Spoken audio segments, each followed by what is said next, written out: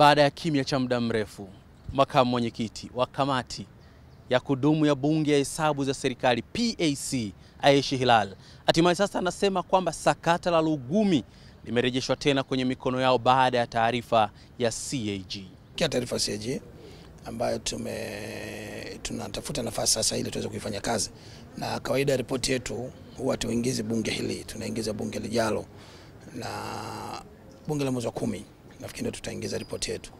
Lakini ripoti imebeba vitu vingi na changamoto nyingi sana, pamoja na hilo liloniuliza lipo. Kwa hiyo nafikiri sasa ili tuweze kulifanyia kazi vizuri, kwa sababu CAG amelitolea ufafanuzi, ni kwamba lazima turudi tukaverify kwamba vile vifaa vimefungwa, kwa sababu tulikubaliana tulikapa muda. Kama hawajavifunga basi ni issue nyingine tutaleta ndani ya bunge, lakini kama vimefungwa tutakuwa umeshafunga hoja, kwa sababu hoja ilikuwa ni kufunga kwa vifaa.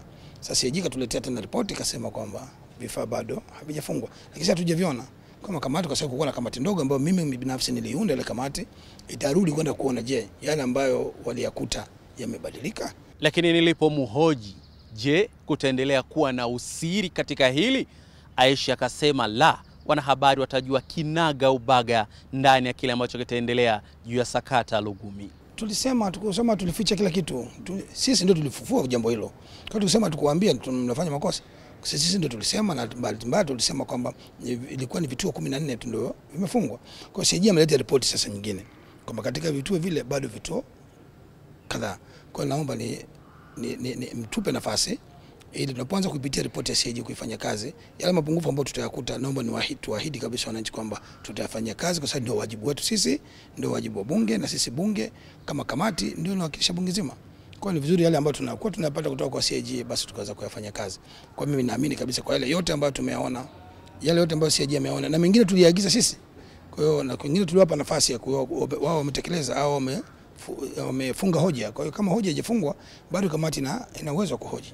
Japokuwa ripoti ipo, lakini ripoti yenyewe ilipendekeza kwamba tunataka mambo kadhaa yawe yameshafanywa kazi. Kamati ya kudumu ya bunge hesabu za serikali PAC ndiyo ambayo iligundua madudu ambayo yalikuwepo katika sakata Lugumi, ambapo waliyafanyia kazi licha kwamba walikutana na vikwazo kadhaa.